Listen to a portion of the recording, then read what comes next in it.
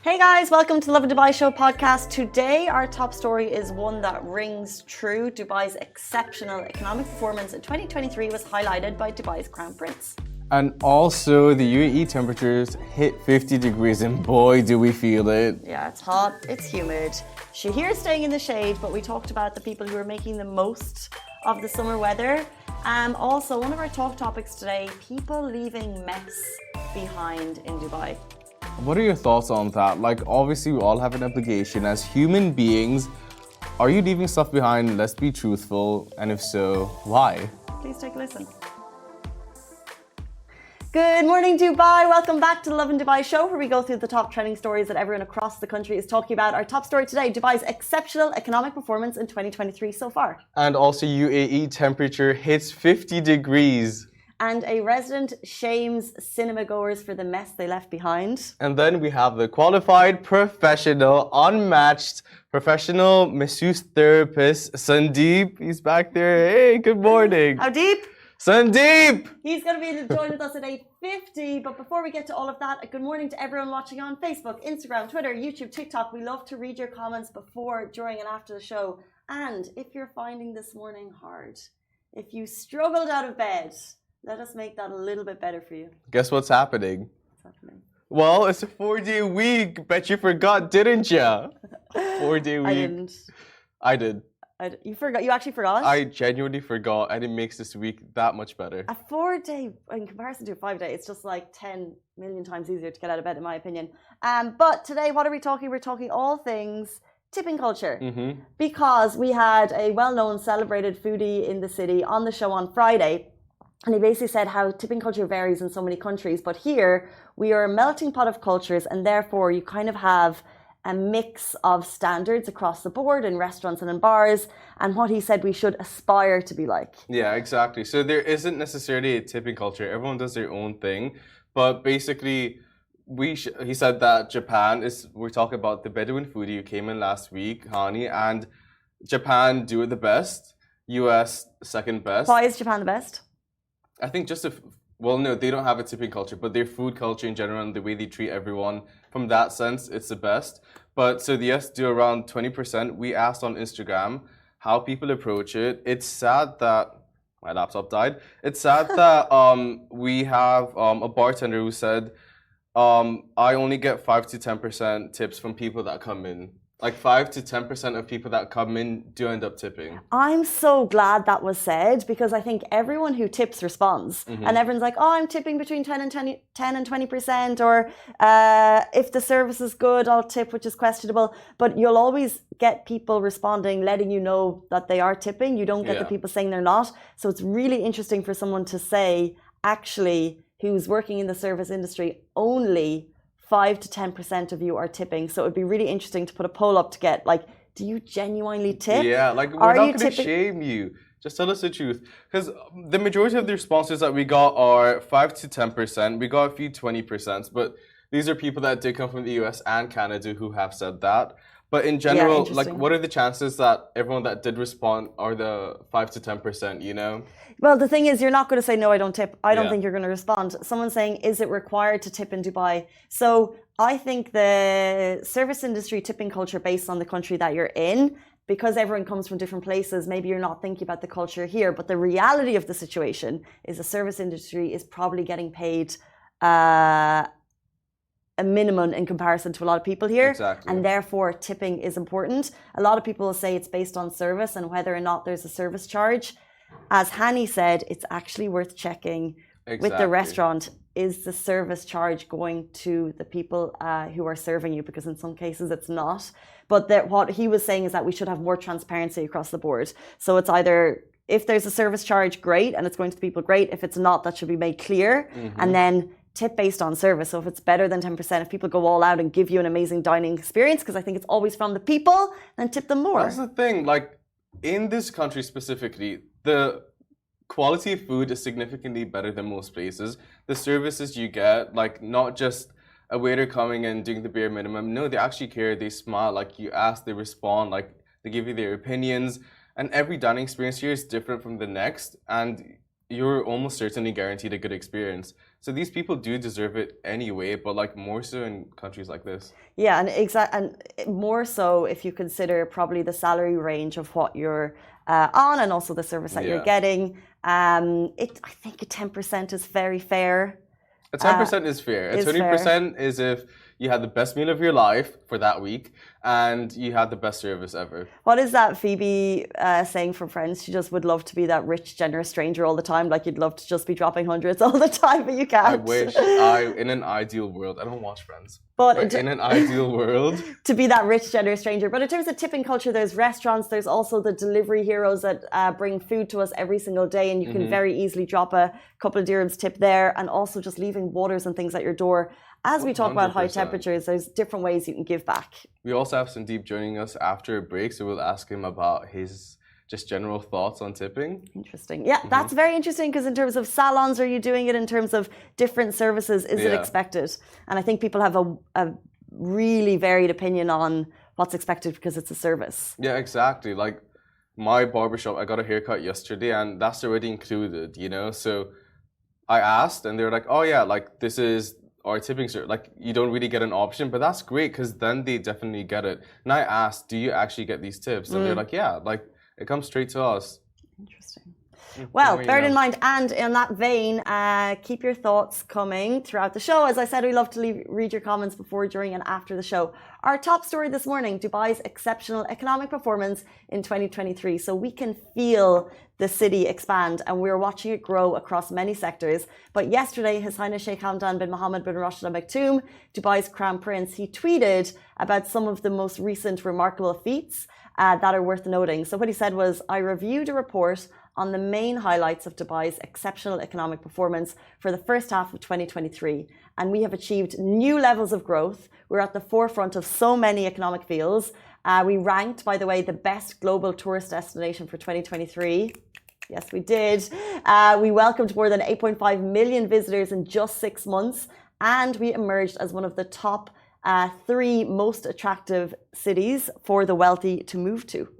And for everyone else for that matter, he continued, the value of Sukuk listed on Nasdaq Dubai rose to 75 billion, making Dubai one of the world's leading hubs for Sukuk listings. The real estate sector recorded an exceptional growth with total transaction reaching 285 billion dirhams, guided by His Highness Sheikh Mohammed's vision and Dubai's economic agenda D33.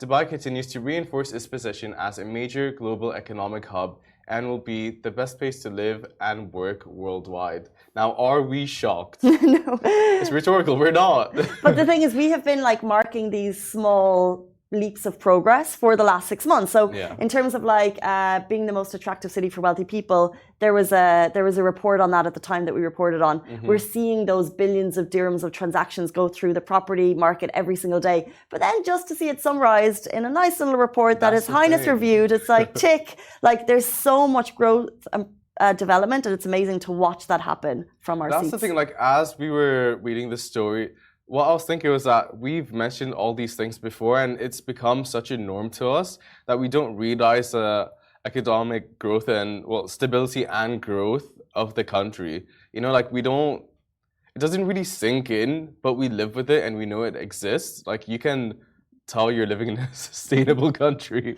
You can see the growth, you can see more people on the streets every day, but then I guess to see it summarized in a report in terms of how well the city's doing, and then it's in line with, I guess, the 2030 visions, the 2040 visions. So it's just, I guess, a little report for His Highness to read, and then remarkable for us to be watching it change. 100%. Let's jump into something that's just as remarkable, but less comfortable for residents. For different reasons. So the UAE temperature hits 50 degrees Celsius. So the highest temperature recorded over the country so far in 2023 was on Sunday, when temperatures reached 50.1 degrees Celsius in Badda Dafas, which is the Al Dhafra region, at 2:45 UAE local time, according to the National Center of Meteorology. So at 2:45, that's 2:45 in the middle of the day, it hit 50 degrees Celsius. So people, you're advised to stay hydrated, stay out of the midday sun, ensure children are hydrated, ensure they're in the shade. Also, what I find fascinating about summer temperatures is, yes, it goes over 50 and you'll see in your car, it inches over 50, but actually the lowest temperature over the country on Sunday morning was actually 26.3 degrees across a 24-hour period. The lowest temperature. That's amazing. Was 26.3 degrees. A standard winter. That's a standard winter here. It's wild. That was in Fujairah at 4:45 a.m. in the morning. So if you're looking for a little bit of a respite from the heat, if you're finding those temperatures too hard, get yourself to Fujairah and get yourself to a cool 26.3 degrees Celsius. And we can get away. We can get away at 4:45 a.m. So it's interesting when people say, "Oh, does it get cooler in the evening?" No. Well, it does, but we don't feel it clearly, and we're not in Fujairah. I mean, the coolest temperatures it reaches is 26 degrees. It's still pretty toasty, and that's in Fujairah. So does it get cooler in the evening? No. Does it stay humid? Yes. Can you still go for a night swim? Yes, you can. Oh my! Wait! Stop! I have a bone to pick. I've been watching people's stories and they're fully going to like beach resorts in the middle of summer. Who are you? And in Dubai? In Dubai. What's wrong with that? What Botox do you have that you're capable of going to these pool parties? Because they have all of these summer deals at the moment. It gets cheaper. Like, what else are you doing? Still not worth it. Like staying indoors. Sweat Botox. Is that a thing? It's so a thing. I went to play golf last Sunday evening and it was actually very manageable. A bit sweaty, but sometimes you feel like sweaty is healthy. Like when you're working out, not when it's a regular Sunday day out. Like that's like I've had to ask my building manager, hey, can I have a different parking? Because half of my car is like in the sun. And you can feel it going into the car. And he said no, but that's not the point. But you can really, really feel that it's summertime. So for 3 months of the year, you are saying no to anything outside. I'm hibernating. Hibernating. Yeah. Do you think that's the common denominator? Do you think because obviously people who are taking their stories, like there are some people at pool parties, there's some people at beach resorts because the deals are amazing right now, by the way. I actually did know that. So that is a game changer. That being said, think of your wallet. Like, I'd rather hibernate, I'd rather hibernate. I think most people I know, or like, at least it's a thing in Oman, you won't do anything during the summertime. It's not worth it. There's absolutely no reason, besides the deals, that you'd want to be outside. Times are changing. Dubai is just filled with ways that make it more accessible to be outside.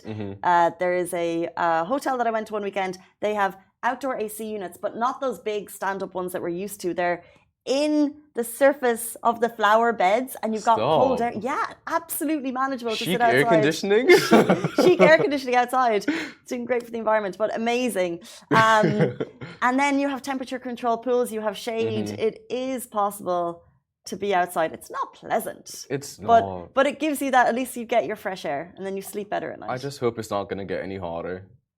Like 50.1? Did we need that 0.1 degree? To reach, give us another month. But I think we had a great long winter this year. Yeah, which we're so grateful for. It lasted until about a month ago. We were so lucky. Generally, that is so true. I forgot how hot it gets during the summer because I was so used to the standard of like that winter brings, and it was a really long winter. It's just a month or two. We're well equipped. In other parts of the world, temperatures are rising. In Europe, they're seeing probably one of the hottest summers ever. I think they're going to record one of their highest temperatures. And they're not equipped. Fortunately, we're in this beautiful air-conditioned room. My car AC is questionable, but it works. Still? It's okay. We move. Jumping into our next story, we're talking all things cinema-goers in Dubai. Some of their behavior is being questioned. So a Dubai resident is calling out cinema-goers who did not clean up after themselves and shares photos illustrating the state in which she found the theater in after a movie. She shared her thoughts reading, "This makes me so angry every time I leave the cinema hall. These are adults seated in these seats. Such a failure if we think that this is okay. Be kind towards the cleaners. Just be more empathetic and responsible. It isn't hard." She also, by the way, in the same post called out shoppers who recklessly leave clothes and hangers in changing rooms. So we've all seen it. Zara particularly, people just... Yeah, Zara particularly. Because you're taking out like 20 things, you go into the changing room and people are leaving those there rather than taking them, just doing that small effort to bring them out to the ladies who then sort your clothes for you. She said sharing, even in changing rooms, clothes that don't fit, bring it to the desk with the hangers. Don't leave the hangers behind. It is imperative to think about hardworking individuals who clean up after us. Sometimes people need to be reminded about that. And this is a reminder, we shared it on Instagram over the weekend, and it got such a response from people who agree with her. People need to practice what they preach, by the way, but also like cinema's being left messy. Stores, clothing stores being left untidy. Changing rooms, untidy. Food courts, mess on the table. Airplane seats. Crumbs everywhere. Crumbs everywhere, you know? What are you eating? But that's not the point. It's not about what you're eating. It really is like, because everyone's going to say, oh yeah, I'm a tidy person. It literally is practice what you preach. Like, don't talk the talk if you're not going to walk the walk. And it does impact the employee who has to take care of its day. Like, it's a whole thing afterwards. 100%. And actually, we got some responses on this. So Catherine Stewart 330, she actually said laws should be enforced. Yes, 100%. You're right, Catherine.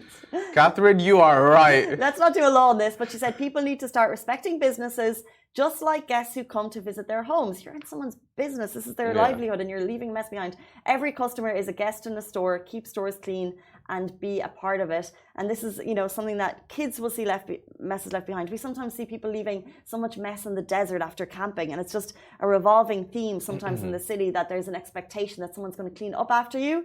But a lot of people are saying, look, couldn't agree more. There is no reason, removing the swear word here, there is no reason for anyone to leave it this thrashed. I always clean up after myself to my best abilities. Couldn't be 100%, but we try and respect the staff that has to clean up and turn around this everything around so quickly. So true. Like, it literally doesn't even have to be 100%. Like, doing the bare minimums, doing the absolute most. Like, do as much as you can, obviously. But at times, it does get... Like, I might, like, take one less hanger and I don't know what to do with it. For me, in, like, clothing stores specifically, I try to at least hang everything and then give it to the person at the desk. If not, I will leave it in the stall just because I don't know where the person is, like, whatever the circumstance may be. But yeah, like, just doing the bare minimum, it really is. It's not about the business or the establishment or there are people to clean up after you. Like, be a decent human. There you go. Be a decent human. It's not much. I think in this case, though, like, popcorn can spill. We're not going to cry over spilled popcorn. Yeah. However, there's bins there for a reason. In most clothing stores, there's someone outside. And sometimes, by the way, in these Dubai nice stores, they actually don't have a place outside to put your clothes, and you're there being like, That's don't the compute. thing, like, where should I put my stuff? Don't compute. Just put it back then, like, on the rack. Like, I don't think you go back out because they have like specific ways to tidy it. I did not know that because I was a rack person, but now I'm just sending it. I'm giving it back to the people. But yeah, it's not about the spilled popcorn. It's not about like doing the absolute most. It's about being decent at the end of the day, and that's all we ask of you. Come on, guys. Come on, guys. Well, it opened up a big debate. Most people, in this case, it's the same as the tipping. Like, of course, if you're against this type of behavior, you're going to join the conversation. You rarely have someone being like, oh, I do that. Yeah. Maybe it's like, I was looking after like 6 kids on the day and they were messy and I just couldn't fathom picking up after them. I get it. But in general, there is a trend of people leaving places messier than they found them sometimes in the city, and this is what this lady called out. And the bringing up the clothing, the hangers and stuff left in stores is a really good point of it as well. Anyway, guys, it's 8:48 on this Monday morning of a short week. We're so excited to start the week with you, and very shortly we're going to be joined by How Deep? Sandeep, a massage therapist to the stars. He's going to be with us after this short break. A massive thank you to all those tuning in, and a big thank you to our producer Shahir and all the behind the scenes crew members like Ali Baba, Ali Khalil and Parth. This was a Lovin Dubai production as part of Augustus Media Podcast Network.